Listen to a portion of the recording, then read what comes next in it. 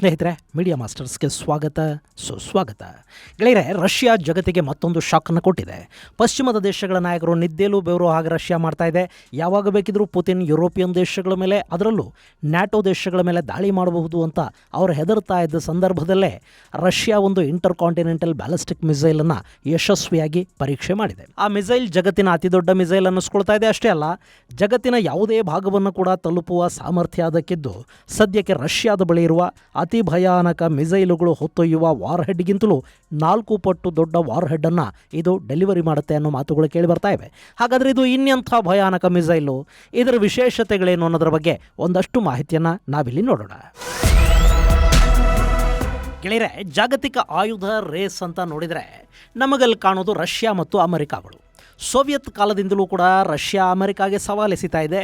1945ರಲ್ಲಿ America ಅಣುಬಾಂಬನ್ನು ಮಾಡಿಕೊಳ್ತು ಅಂತ ಅವತ್ತಿನ Soviet ತಾನು ಕೂಡ ಅಣು ಪರೀಕ್ಷೆ ಮಾಡಿ ಅದರಲ್ಲಿ ಯಶಸ್ಸನ್ನು ಪಡ್ಕೊಳ್ತು. ಅದೇ ಥರ ಯುದ್ಧ ವಿಮಾನಗಳು, ಸ್ಯಾಟಲೈಟುಗಳು, ಆಧುನಿಕ ಆಯುಧಗಳು, ಹೀಗೆ ನಾನಾ ವಿಭಾಗಗಳಲ್ಲಿ ಅಮೆರಿಕ ಮತ್ತು ಅವತ್ತಿನ ಸೋವಿಯತ್ ಪೈಪೋಟಿಗೆ ಬಿದ್ದವು. ಅಮೆರಿಕ U-2 ವಿಮಾನವನ್ನು ತಯಾರಿಸಿದರೆ ಸೋವಿಯತ್ MiG-21 ಅನ್ನು ಸಿದ್ಧಪಡಿಸಿತು. ಹಾಗೆಯೇ ರಷ್ಯಾ ಮೊದಲ ಸ್ಯಾಟಲೈಟನ್ನು ನಭಕ್ಕೆ ಕಳಿಸಿದರೆ ಅಮೆರಿಕ ಚಂದ್ರನಲ್ಲಿಗೆ ಮಾನವನನ್ನೇ ಕಳುಹಿಸಿಬಿಡ್ತು. ಹೀಗೆ ನಾನಾ ವಿಭಾಗಗಳಲ್ಲಿ ಅಮೆರಿಕ ಹಾಗೂ ಸೋವಿಯತ್ಗಳು ಪೈಪೋಟಿಗೆ ಬಿದ್ದಿದ್ವು. ಆದರೆ ಸೋವಿಯತ್ನ ಪತನ ಆಯಿತು ನೋಡಿ. ಅದಾದ ಮೇಲೆ ಅಮೆರಿಕ ಈ ರೇಸಲ್ಲಿ ಮುಂದೆ ಹೋಯಿತು, ರಷ್ಯಾ ಸ್ವಲ್ಪ ಹಿಂದೆ ಬೀಳಬೇಕಾಗಿ ಬಂತು. ಗೆಳೆಯರೆ, ಸೋವಿಯತ್ ಪತನ ನಂತರ ಸುಮಾರು 1.5 ದಶಕಗಳ ಕಾಲ ರಷ್ಯಾ ತನ್ನ ಆರ್ಥಿಕ ಪರಿಸ್ಥಿತಿಗಳನ್ನು ಸುಧಾರಿಸ್ಕೊಳ್ಳೋದ್ರಲ್ಲೇ ಕಾಲ ಕಳಿಬೇಕಾಗಿ ಬಂತು. ಯಾವ ಮಟ್ಟದ ಆರ್ಥಿಕ ಸಮಸ್ಯೆಗಳವರನ್ನು ಅವತ್ತು ಕಾಡ್ತಾ ಇದ್ವು ಅಂದರೆ ಅಲ್ಲಿನ ಜನ 2 ಹೊತ್ತಿನ ಆಹಾರಕ್ಕಾಗಿ ಕೂಡ ಪರದಾಡಬೇಕಾದ ಪರಿಸ್ಥಿತಿಯಲ್ಲಿತ್ತು. ಹೀಗಿರುವಾಗ ಆಯುಧಗಳ ರೇಸಲ್ಲಿ ಭಾಗಿಯಾಗೋದಕ್ಕೆ ಹೇಗೆ ತಾನೇ ಸಾಧ್ಯ ಆಗುತ್ತೆ? ಆದರೆ ಅಲ್ಲಿ ಕೂಡ ಕಾಲ ಬದಲಾಯಿತು. ವ್ಲಾದಿಮಿರ್ ಪುತಿನ್ ರಷ್ಯಾದ ಅಧ್ಯಕ್ಷರಾದರು. ಅದಾದ ಮೇಲೆ ಮತ್ತೆ ರಷ್ಯಾ ಅಮೆರಿಕ ಜೊತೆ ರೇಸಿಗೆ ಬಿತ್ತು. ಅಲ್ಲಿ ಅಮೆರಿಕ 5ನೇ ತಲೆಮಾರಿನ 2 ಯುದ್ಧ ವಿಮಾನಗಳನ್ನು ನಿರ್ಮಾಣ ಮಾಡಿತು. ಹಾಗೆ ಸಾಕಷ್ಟು ಮಿಸೈಲ್ಗಳನ್ನು ಕೂಡ ಅಮೆರಿಕ ನಿರ್ಮಿಸಿತು. ಅದಕ್ಕೆ ಪ್ರತ್ಯುತ್ತರ ಅನ್ನೋ ಹಾಗೆ ರಷ್ಯಾ ಕೂಡ ಅತ್ಯಂತ ಬಲಿಷ್ಠ ಏರ್ ಡಿಫೆನ್ಸ್ ಸಿಸ್ಟಮ್ಗಳನ್ನು ತಯಾರು ಮಾಡೋ ಕಡೆಗೆ ಗಮನ ಹರಿಸಿತು. ಹಾಗೆಯೇ ಮಿಸೈಲ್ಗಳನ್ನು ತಯಾರಿಸೋ ಬಗ್ಗೆ ಯೋಚಿಸಿತು. ಅವರು ಅಲ್ಲಿ ಅಮೆರಿಕಾದ ಜೊತೆಗೆ ಯುದ್ಧ ವಿಮಾನಗಳ ತಯಾರಿಯ ರೇಸಿಗೆ ಬೀಳಲಿಲ್ಲ. ಬದಲಿಗೆ ಅಮೆರಿಕ ತಯಾರು ಮಾಡೋ ಯುದ್ಧ ವಿಮಾನಗಳನ್ನು ಹೊಡೆದು ಹಾಕಬಲ್ಲ ಜಗತ್ತಿನ ಅತ್ಯಂತ ಭಯಾನಕ ಏರ್ ಡಿಫೆನ್ಸ್ ಸಿಸ್ಟಮ್ಗಳನ್ನು ತಯಾರು ಮಾಡೋದರಲ್ಲಿ ರಷ್ಯಾ ಮಗ್ನ ಆಯಿತು. ಅದರ ಫಲವೇ S-400, S-500ಗಳಲ್ಲಿ ತಯಾರಾದವು. ಅದೇ ರೀತಿ ಅಮೆರಿಕಾದ ಯಾವುದೇ ಭಾಗವನ್ನು ಕೂಡ ತಲುಪಬಲ್ಲ, ಅಮೆರಿಕಾದ ಏರ್ ಡಿಫೆನ್ಸ್ಗೆ ಚಳ್ಳೆ ಹಣ್ಣು ತಿನ್ನಿಸಬಲ್ಲ ಮಿಸೈಲ್ಗಳನ್ನು ಕೂಡ ರಷ್ಯಾ ನಿರ್ಮಾಣ ಮಾಡೋದಕ್ಕೆ ಶುರು ಮಾಡಿತು. ಅದರ ಪರಿಣಾಮನೇ ಅಲ್ಲಿ ಸರ್ಮಟ್ ಕ್ಷಿಪಣಿಗಳು ನಿರ್ಮಾಣಗೊಂಡು. ಗೆಳೆಯರೆ, SR-28 ಸರ್ಮಟ್ ಮಿಸೈಲ್ನ ನಿರ್ಮಾಣ ಪ್ರಾರಂಭ ಆಗಿದ್ದು 2014ರಲ್ಲಿ. ಅವತ್ತಿಗೆ ರಷ್ಯಾದ ಅಧಿಕಾರಿಗಳು, ಸಂಶೋಧಕರು ಹಾಗೂ ವಿಜ್ಞಾನಿಗಳು ಈ ಮಿಸೈಲ್ 2020ರ ಹೊತ್ತಿಗೆ ರಷ್ಯಾದ ಸೇನೆಯನ್ನು ಸೇರುತ್ತೆ ಅಂತ ಹೇಳ್ತಾ ಇದ್ರು. ಆದರೆ ಆ ಪರೀಕ್ಷೆಗಳಲ್ಲುಂಟಾದ ಹಿನ್ನಡೆಯ ಕಾರಣಕ್ಕೆ ಆ ಮಿಸೈಲ್ ತಯಾರಿ ವಿಳಂಬ ಆಗ್ತಾ ಹೋಯಿತು.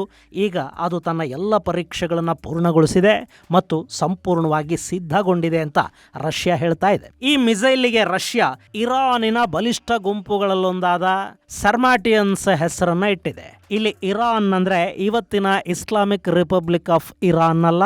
ಕ್ರಿಸ್ತ ಹುಟ್ಟೋದಿಕ್ಕೂ ಮೊದಲು ಅಂದ್ರೆ ಶಕಪೂರ್ವ 5ನೇ ಶತಮಾನದಿಂದ ಶಕಪೂರ್ವ 4ನೇ ಶತಮಾನದ ನಡುವೆ ಉತ್ತರ ಕಾಕಸಸ್ ಪರ್ವತ ಶ್ರೇಣಿ, ಉರಾಲ್ ಪರ್ವತ ಶ್ರೇಣಿ ಮತ್ತು ಕಪ್ಪು ಸಮುದ್ರ ಪ್ರದೇಶದಲ್ಲಿ ಇದ್ದರು ಅಂತ ಹೇಳಲಾಗುವ ಸರ್ಮಾಟಿಯನ್ಸ್ ಅನ್ನೋ ಜನಾಂಗದ ಹೆಸರನ್ನು ರಷ್ಯಾ ತನ್ನ ಮಿಸೈಲ್ಗೆ ಇಟ್ಟಿದೆ. ಈ ಸರ್ಮಾಟಿಯನ್ಸ್ ಅವತ್ತಿಗೆ ಅತ್ಯಾಧುನಿಕ ಆಯುಧಗಳನ್ನು ಬಳಸ್ತಾ ಇದ್ರು, ಧೈರ್ಯಕ್ಕೆ ಹೆಸರುವಾಸಿಯಾಗಿದ್ದರು. ಹೀಗಾಗಿ ರಷ್ಯಾ ಅವರ ನೆನಪನ್ನು ತನ್ನ ಈ ಅತ್ಯಾಧುನಿಕ ಮಿಸೈಲ್ನ ಮೂಲಕ ಉಳಿಸೋದಕ್ಕೆ ಪ್ರಯತ್ನ ಪಟ್ಟಿದೆ. ಈ ಮಿಸೈಲ್ಗೆ ಸರ್ಮಾಟ್ ಅನ್ನೋ ಹೆಸರನ್ನು ಇಟ್ಟಿದೆ. ಪಶ್ಚಿಮದ ಜಗತ್ತಿದನ್ನು ಸ್ಯಾಟರ್ನ್ 2 ಅಥವಾ ಸೈತಾನ್ 2 ಅಂತ ಕರೆಯುತ್ತೆ. ಈ ಸರ್ಮಟ್ ಮಿಸೈಲ್ ರಷ್ಯಾದ 6 ಹೊಸ ಸ್ಟ್ರಾಟಜಿಕ್ ವೆಪನ್ಗಳ ಪೈಕಿ ಒಂದು ಅಂತ ಗುರುತಿಸ್ಕೊಳ್ತಾ ಇದೆ. ವ್ಲಾದಿಮಿರ್ ಪುತಿನ್ ಈ ಮಿಸೈಲನ್ನು ಮೊಟ್ಟ ಮೊದಲ ಬಾರಿಗೆ 2018ರ ಮಾರ್ಚ್ 1ನೇ ತಾರೀಕು ಅನಾವರಣಗೊಳಿಸಿದ್ರು. ಆ ಬಳಿಕ ಅದು 2022ರ ಏಪ್ರಿಲ್ 20ನೇ ತಾರೀಕು ತನ್ನ ಮೊದಲ ಪರೀಕ್ಷಾರ್ಥ ಹಾರಾಟವನ್ನು ಮಾಡಿತು. ಆ ನಂತರ ಅದರ ಬಗ್ಗೆ ಮತ್ತಷ್ಟು ಮಗದಷ್ಟು ಪರೀಕ್ಷೆಗಳು ನಡೀತಾ ಹೋದವು. ಇನ್ನು ಈ RS-28 ಸರ್ಮಟ್ನ ವಿಶೇಷತೆ ಏನು ಅನ್ನೋದನ್ನು ನಾವು ನೋಡೋದಾದರೆ, ಇದು ರಷ್ಯಾ ಸೇನೆಯಲ್ಲಿರುವ ಅತ್ಯಂತ ಶಕ್ತಿಶಾಲಿ ಮತ್ತು ಅತ್ಯಾಧುನಿಕ ಸ್ಟ್ರಾಟಜಿಕ್ ಆಯುಧಗಳ ಪೈಕಿ ಒಂದು ಅಂತ ಗುರುತಿಸ್ಕೊಳ್ಳುತ್ತೆ. ಇದು ಇಂಟರ್ ಕಾಂಟಿನೆಂಟಲ್ ಬ್ಯಾಲಿಸ್ಟಿಕ್ ಮಿಸೈಲ್ ಆಗಿದೆ. ಸೋವಿಯತ್ ಕಾಲದ ಪ್ರಸಿದ್ಧ SS-18 ಸ್ಯಾಟರ್ನ್ ಮಿಸೈಲ್ನ ಆಧಾರದಲ್ಲಿ ಇದನ್ನು ನಿರ್ಮಾಣ ಮಾಡಿದ್ದಾರೆ. ಈ ಮಿಸೈಲ್ ನ್ಯೂಕ್ಲಿಯರ್ ಡೆಟರೆನ್ಸ್ ಅನ್ನು ರಷ್ಯಾಗೆ ಕೊಡುತ್ತೆ. ರಷ್ಯಾದ ರಕ್ಷಣೆಗೆ ಅತಿ ಮುಖ್ಯ ಅನ್ನಿಸ್ಕೊಳ್ತಾ ಇದೆ. ಗೆಳೆಯರೆ, ಹೇಗೊಂದು ದೇಶದ ರಕ್ಷಣೆಗೆ ಮಿಸೈಲುಗಳು, ಏರ್ ಡಿಫೆನ್ಸ್ಗಳು ಮುಖ್ಯ ಆಗುತ್ತೋ ಅದೇ ಥರ ನಮಗೇನಾದರೂ ಅವಘಡಗಳು ಸಂಭವಿಸಿದಾಗ ನಮ್ಮ ಕುಟುಂಬದ ರಕ್ಷಣೆ ಅನ್ನೋದು ಕೂಡ ನಮಗೆ ತುಂಬ ಮುಖ್ಯ ಆಗಬೇಕು. ಅದಕ್ಕಿರೋ ದಾರಿ ಒಂದು ಟರ್ಮ್ ಇನ್ಶೂರೆನ್ಸ್. ಈಗಂತೂ ಈ ಟರ್ಮ್ ಇನ್ಶೂರೆನ್ಸ್ ಪ್ಲಾನ್ನಲ್ಲಿ ಪ್ರೀಮಿಯಂ ರಿಟರ್ನ್ ಆಪ್ಷನ್ ಕೂಡ ಇದೆ. ಅಂದರೆ ನೀವು ನಿಗದಿತ ಸಮಯದಲ್ಲಿ ಯಾವುದೇ ಅವಘಡಗಳಿಗೆ ತುತ್ತಾಗದೇ ಇದ್ರೆ ನೀವು ಕಟ್ಟಿರೋ ಹಣ ಕೂಡ ವಾಪಸ್ ಬರುತ್ತೆ. ಈ ಟರ್ಮ್ ಪ್ಲಾನ್ನಲ್ಲಿ ಪ್ರತಿ ತಿಂಗಳು ಕೇವಲ 400 ರಿಂದ 500 ರೂಪಾಯಿ ಕಟ್ಟಿದ್ರು ಕೂಡ 1 ಕೋಟಿ ರೂಪಾಯಿವರೆಗೆ ಇನ್ಶೂರ್ಡ್ ಅಮೌಂಟ್ ಅನ್ನು ಪಡ್ಕೊಳ್ಳೋದಕ್ಕೆ ಸಾಧ್ಯ ಆಗುತ್ತೆ. ಹಾಗೆ ಆನ್ಲೈನ್ ನಲ್ಲಿ ಪ್ರೀಮಿಯಂ ಮೇಲೆ 15% ಡಿಸ್ಕೌಂಟ್ ಅನ್ನು ಕೂಡ ಕೊಡ್ತಾ ಇದ್ದಾರೆ. ಸೊ ನೀವು ಕೂಡ ಟರ್ಮ್ ಪ್ಲಾನ್ ನ ಮಾಡಿಸಬೇಕು ಅಂತ ಆದ್ರೆ ಹೆಚ್ಚಿನ ಮಾಹಿತಿಗಾಗಿ ಡಿಸ್ಕ್ರಿಪ್ಷನ್ ಬಾಕ್ಸ್ ಅಲ್ಲಿರುವ ಲಿಂಕ್ ಅನ್ನು ಕ್ಲಿಕ್ ಮಾಡಿ ಕಡಿಮೆ ಮೊತ್ತಕ್ಕೆ ಕೂಡ ಒಂದು ಇನ್ಶೂರೆನ್ಸ್ ಅನ್ನು ಪಡ್ಕೊಳ್ಳೋದಕ್ಕೆ ಸಾಧ್ಯ ಆಗುತ್ತೆ. ಗೆಳೆಯರೆ, ಇಲ್ಲಿ ಯಾವುದೇ ದೇಶ ಮತ್ತೊಂದು ದೇಶದ ಮೇಲೆ ನ್ಯೂಕ್ಲಿಯರ್ ದಾಳಿಗಳನ್ನು ನಡೆಸಿದ ಸಂದರ್ಭದಲ್ಲಿ ಸೆಕೆಂಡ್ ಸ್ಟ್ರೈಕ್ಗೆ ಅಂತಲೇ ಒಂದಷ್ಟು ವ್ಯವಸ್ಥೆಗಳನ್ನು ಮಾಡ್ಕೋಬೇಕಾಗಿ ಬರುತ್ತೆ. ಅಂಥ ಸೆಕೆಂಡ್ ಸ್ಟ್ರೈಕ್ಗಾಗಿ ಸಿದ್ಧಗೊಂಡ ಮಿಸೈಲ್ಗಳ ಪೈಕಿ ಈ ಸರ್ಮಾಟ್ ಕೂಡ ಒಂದು. ಅಷ್ಟೇ ಅಲ್ಲ, ಯಾವ ದೇಶದ ಬಳಿ ಸೆಕೆಂಡ್ ಸ್ಟ್ರೈಕ್ ಹಾಗೆ ನ್ಯೂಕ್ಲಿಯರ್ ಟ್ರಯಾಡ್ನ ಅವಕಾಶಗಳಿರುತ್ತವೋ ಅಂಥ ದೇಶಗಳ ಮೇಲೆ ಶತ್ರು ದೇಶಗಳು ಅಣುದಾಳಿಯನ್ನು ನಡೆಸೋದಕ್ಕೆ ಹೆದರತ್ವೆ. ಹೀಗಾಗಿ ಈ ಮಿಸೈಲ್ ಅನ್ನ ರಷ್ಯಾಗೆ ದೊಡ್ಡ ಮಟ್ಟದ ಡೆಟರೆನ್ಸ್ ಅನ್ನ ಒದಗಿಸಿಕೊಡುವ ಮಿಸೈಲ್ ಅಂತ ಹೇಳ್ತಾ ಇದ್ದಾರೆ. ಇನ್ನು ಸ್ಯಾಟರ್ನ್ 2 ಮಿಸೈಲ್ ಅತ್ಯಂತ ಶಕ್ತಿಶಾಲಿಯಾಗಿ ಕಾಣುತ್ತೆ. ಇದರ ಒಟ್ಟು ತೂಕ 208 ಟನ್. ಈ ಮಿಸೈಲ್ 35.3 ಮೀಟರ್ ಉದ್ದ ಇದೆ. ಹಾಗೆ ಇದರ ಸುತ್ತಳತೆ 3 ಮೀಟರ್ ಇದೆ. ಈ ಮಿಸೈಲಲ್ಲಿ ಲಿಕ್ವಿಡ್ ಫ್ಯೂಯಲ್ ಅನ್ನು ಬಳಸ್ತಾ ಇದ್ದಾರೆ. ಇದು 3 ಸ್ಟೇಜ್ ಮಿಸೈಲ್ ಆಗಿದೆ. ಇನ್ನು ಇದರ ರೇಂಜ್ 18,000 ಕಿಲೋಮೀಟರ್ಗಳಷ್ಟಿದ್ದು ಫ್ರಾಕ್ಷನಲ್ ಆರ್ಬಿಟಲ್ ಬಾಂಬಾರ್ಡ್ಮೆಂಟ್ ಸಿಸ್ಟಮ್ ಅನ್ನು ಬಳಸಿಕೊಂಡು 35,000 ಕಿಲೋಮೀಟರ್ವರೆಗೆ ಇದನ್ನು ತಲುಪಿಸೋದಕ್ಕೆ ಸಾಧ್ಯ ಆಗುತ್ತೆ ಅಂತ ಹೇಳ್ತಾ ಇದ್ದಾರೆ. ಆದರೆ ರಷ್ಯಾದ ಭೌಗೋಳಿಕ ವ್ಯಾಪ್ತಿಯನ್ನು ಗಮನದಲ್ಲಿಟ್ಟುಕೊಂಡು ನಾವು ನೋಡಿದಾಗ ಈ ಮಿಸೈಲ್ ಸಾಮಾನ್ಯ ರೇಂಜ್ ಅಂದರೆ 18,000 ಕಿಲೋಮೀಟರ್ಗಳಷ್ಟು ರೇಂಜ್ ಇದ್ದರೂ ಕೂಡ ಜಗತ್ತಿನ ಯಾವುದೇ ಭಾಗಕ್ಕೂ ಇದನ್ನು ತಲುಪಿಸೋದಕ್ಕೆ ಸಾಧ್ಯ ಆಗುತ್ತೆ. ಸೊ ಇಲ್ಲಿ ರಷ್ಯಾಗೆ 35 ಕಿಲೋಮೀಟರ್ ರೇಂಜ್ನ ಅಗತ್ಯ ಏನು ಬೀಳೋದಿಲ್ಲ. ಆದರೂ ಈ ಮಿಸೈಲ್ 35,000 ಕಿಲೋಮೀಟರ್ವರೆಗೆ ತಲುಪುವ ಸಾಧ್ಯತೆಗಳಿವೆ. ಇನ್ನು ಇದರಿಂದ ಅಮೆರಿಕಾದ ಮೇಲೆ ದಾಳಿ ಮಾಡಬೇಕಾದ್ರೆ ಮಾಸ್ಕೋದಲ್ಲಿಟ್ಟು ದಾಳಿ ಮಾಡಬಹುದು. ಹಾಗೆ ವ್ಲಾದಿವೋಸ್ಟಾಕ್ನಲ್ಲಿ ಈ ಮಿಸೈಲನ್ನು ಇಟ್ಟರೂ ಕೂಡ ಅಲ್ಲಿಂದಲೂ ಅಮೆರಿಕಾನ ಟಾರ್ಗೆಟ್ ಮಾಡ್ಕೊಳ್ಳೋದಕ್ಕೆ ಸಾಧ್ಯ ಆಗುತ್ತೆ. ಸೊ ಈ ಮಿಸೈಲ್ ರಷ್ಯಾದ ಪಾಲಿಗೆ ಅತ್ಯಂತ ಮಹತ್ವದ ಆಯುಧ ಅನ್ನಿಸ್ಕೊಳ್ತಾ ಇದೆ. ಇನ್ನು ಇದು ಸುಮಾರು 10 ಟನ್ ತೂಕದ ವಾರ್ ಹೆಡ್ಗಳನ್ನು ಹೊತ್ತೊಯ್ಯುತ್ತೆ. ಹಾಗೆ ಈ ಮಿಸೈಲಲ್ಲಿ 10 ರಿಂದ 16ರಷ್ಟು ವಾರ್ ಹೆಡ್ಗಳನ್ನು ಇಡೋದಕ್ಕೂ ಸಾಧ್ಯ ಆಗುತ್ತೆ. ಯಾಕೆಂದ್ರೆ ಇದು MIRV ಅಂದರೆ ಮಲ್ಟಿಪಲ್ ಇಂಡಿಪೆಂಡೆಂಟ್ಲಿ ಟಾರ್ಗೆಟಬಲ್ ರಿಎಂಟ್ರಿ ವೆಹಿಕಲ್ಸ್ ಟೆಕ್ನಾಲಜಿಯನ್ನು ಕೂಡ ಹೊಂದಿದೆ. ಈ ಮೂಲಕ ಒಂದೇ ಮಿಸೈಲ್ ಅನ್ನು ಬಳಸಿ ಹಲವಾರು ಟಾರ್ಗೆಟ್ಗಳಿಗೆ ಹಲವಾರು ವಾರ್ ಹೆಡ್ಗಳನ್ನು ಕಳುಹಿಸೋದಕ್ಕೆ ಸಾಧ್ಯ ಆಗುತ್ತೆ. ಇನ್ನು ಇದು ನ್ಯೂಕ್ಲಿಯರ್ ಕೇಪಬಲ್ ಹೌದು. ಕನ್ವೆನ್ಷನಲ್ ವಾರ್ ಅಲ್ಲಿ ಕೂಡ ಇದನ್ನು ಬಳಸೋದಕ್ಕೆ ಸಾಧ್ಯ ಆಗುತ್ತೆ. ಗೆಳೆಯರೆ, 10 ಟನ್ ತೂಕದ ನ್ಯೂಕ್ಲಿಯರ್ ವಾರ್ ಹೆಡ್ಗಳನ್ನು ಇದರಲ್ಲಿ ಅಳವಡಿಸಿ ಯಾವುದೇ ದೇಶದ ಹಲವು ಟಾರ್ಗೆಟ್ಗಳ ಮೇಲೆ ದಾಳಿ ಮಾಡಿಬಿಟ್ರೆ ಆ ದೇಶದ ಪರಿಸ್ಥಿತಿ ಏನೆಲ್ಲ ಆಗಬಹುದು ಒಂದ್ಸರಿ ಯೋಚನೆ ಮಾಡಿ ನೋಡಿ.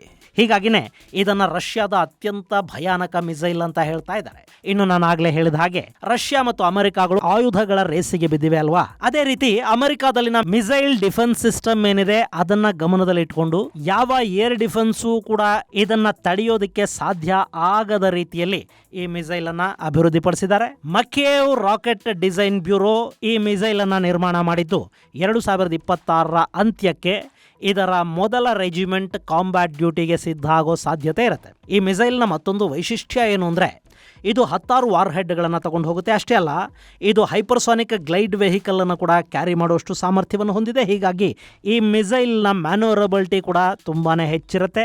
ಇನ್ನು ಇದರಲ್ಲಿ ಹೈಪರ್ಸಾನಿಕ್ ಸಾಮರ್ಥ್ಯ, ಮಲ್ಟಿಪಲ್ ವಾರ್ ಹೆಡ್ ಕೆಪಾಸಿಟಿ ಹಾಗೂ ಏರ್ ಡಿಫೆನ್ಸ್ಗಳನ್ನು ಭೇದಿಸುವ ಮತ್ತು ಅತ್ಯಂತ ವೇಗವಾಗಿ ಸಾಗುವ ಗುಣಗಳು ಈ ಮಿಸೈಲನ್ನು ವಿಶ್ವದ ಅತ್ಯಂತ ಅಪಾಯಕಾರಿ ಇಂಟರ್ ಕಾಂಟಿನೆಂಟಲ್ ಬ್ಯಾಲಿಸ್ಟಿಕ್ ಮಿಸೈಲ್ಗಳ ಪೈಕಿ ಒಂದನ್ನಾಗಿಸ್ತಾ ಇವೆ. ಇನ್ನು ಇಲ್ಲಿ ಗಮನಿಸಬೇಕಾದ ಮತ್ತೊಂದು ಅಂಶ ಅಂದರೆ ಈ ಮಿಸೈಲ್ ಅಮೆರಿಕದ ಏರ್ ಡಿಫೆನ್ಸ್ಗೆ ಚಳ್ಳೆ ಹಣ್ಣು ತಿನ್ನಿಸುವಷ್ಟು ಶಕ್ತಿಶಾಲಿ. ಯಾಕೆಂದರೆ ಈ ಮಿಸೈಲಲ್ಲಿ decoys, electronic warfare aids, countermeasure designed, ಹಾಗೆ ರೆಡಾರ್ ಹಾಗೂ ಇಂಟರ್ಸೆಪ್ಟರ್ಗಳನ್ನು ಕನ್ಫ್ಯೂಸ್ ಮಾಡುವ ಕೌಂಟರ್ ಮೆಜರ್ ಸಿಸ್ಟಮ್ಗಳು ಕೂಡ ಇರುತ್ತವೆ.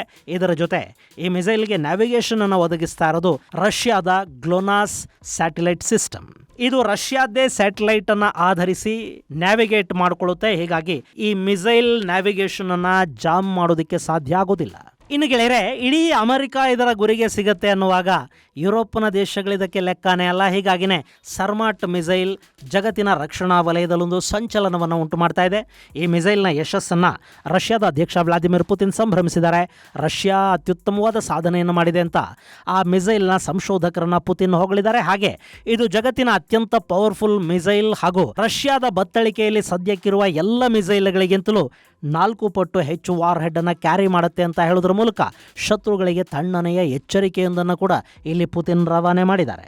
ಸದ್ಯಕ್ಕೆ ಮಿಸೈಲ್ ಸಿದ್ಧ ಆದ ನಂತರ ರಷ್ಯಾದಲ್ಲಿರುವ R-36M2 ವಯಾಒಡಾ ಮಿಸೈಲನ್ನು ಇದು ರಿಪ್ಲೇಸ್ ಮಾಡುತ್ತೆ ಅಂತ ಹೇಳ್ತಾ ಇದ್ದಾರೆ. ಸೊ ಆಯುಧಗಳ ರೇಸ್ಗೀಗ ಮತ್ತೊಬ್ಬ ಬಾಹುಬಲಿಯ ಸೇರ್ಪಡೆ ಆಗಿದ್ದು, ಇದಕ್ಕೆ ಅಮೆರಿಕ ಯಾವ ರೀತಿಯ ಕೌಂಟರ್ ವೆಪನ್ ಅನ್ನು ಸಿದ್ಧಪಡಿಸಿಕೊಳ್ಳುತ್ತೆ ಅನ್ನೋದನ್ನ ನಾವು ಕಾದು ನೋಡಬೇಕು. ಇನ್ನು ಈ ಮಿಸೈಲ್ ಭಾರತಕ್ಕೆ ಸಿಗುತ್ತಾ ಗೆಳೆಯರೆ? ನಮ್ಮಲ್ಲಿ ಅಗ್ನಿ ಬ್ಯಾಲಿಸ್ಟಿಕ್ ಮಿಸೈಲ್ ಇದೆ. ಅದರಲ್ಲೂ ಅಗ್ನಿ 5 ಅನ್ನೋದು ಇಂಟರ್ ಕಾಂಟಿನೆಂಟಲ್ ಬ್ಯಾಲಿಸ್ಟಿಕ್ ಮಿಸೈಲ್ ಕೂಡ ನಮ್ಮ ದೇಶದ ರಕ್ಷಣೆಗೆ ಅಗ್ನಿ ಸಾಕಾಗುತ್ತೆ. ಇನ್ನು ಅಗ್ನಿ 5 ಅಲ್ಲದೆ ಅಗ್ನಿ 6 ಅನ್ನು ಕೂಡ ಭಾರತ ಪರೀಕ್ಷೆಗೊಳಪಡಿಸ್ತಾ ಇದೆ. ಹಾಗೆ ಸೂರ್ಯ ಮಿಸೈಲ್ಗಳು ಕೂಡ ಸಿದ್ಧ ಆಗ್ತಾ ಇವೆ. ಸೊ ಮಿಸೈಲ್ ತಂತ್ರಜ್ಞಾನದಲ್ಲಿ ನಾವು ಅಮೆರಿಕ, ರಷ್ಯಾ, ಚೈನಾಗಳಿಗೆ ಸರಿಸಮಾನವಾಗಿದ್ದೀವಿ. ಹೀಗಾಗಿ ಇಲ್ಲಿ ಭಾರತಕ್ಕೆ ಈ ಮಿಸೈಲನ್ನು ರಷ್ಯಾ ಕೊಟ್ಟರೂ ಸಮಸ್ಯೆ ಇಲ್ಲ, ಕೊಡದೇ ಇದ್ರೂ ಯಾವ ಸಮಸ್ಯೆನೂ ಇಲ್ಲ. ಗೆಳೆಯರೆ, ನಿಮ್ಗೆ ಇನ್ನೊಮ್ಮೆ ನೆನಪು ಮಾಡ್ತಾ ಇದ್ದೀನಿ, ಒಂದು ಟರ್ಮ್ ಇನ್ಶೂರೆನ್ಸ್ ನಿಮ್ಮ ಕುಟುಂಬವನ್ನು ಕಾಪಾಡುತ್ತೆ. ಅದರ ಬಗ್ಗೆ ಹೆಚ್ಚಿನ ಮಾಹಿತಿಗಾಗಿ ಡಿಸ್ಕ್ರಿಪ್ಷನ್ ಬಾಕ್ಸಲ್ಲಿರೋ ಲಿಂಕನ್ನು ಕ್ಲಿಕ್ ಮಾಡಿ. ಇದು ಗೆಳೆಯರೆ ರಷ್ಯಾ ನಿರ್ಮಿತ ಸ್ಯಾಟರ್ನ್ 2 ಮಿಸೈಲ್ ಕುರಿತಾದ ಒಂದಷ್ಟು ಮಾಹಿತಿ. ಮುಂದಿನ ಸಂಚಿಕೆಯಲ್ಲಿ ಮತ್ತಷ್ಟು ವಿಶೇಷಗಳ ಜೊತೆ ಮತ್ತೆ ಭೇಟಿಯಾಗೋಣ. ಅಲ್ಲಿವರೆಗೆ ಜೈ ಹಿಂದ್, ಜೈ ಕರ್ನಾಟಕ.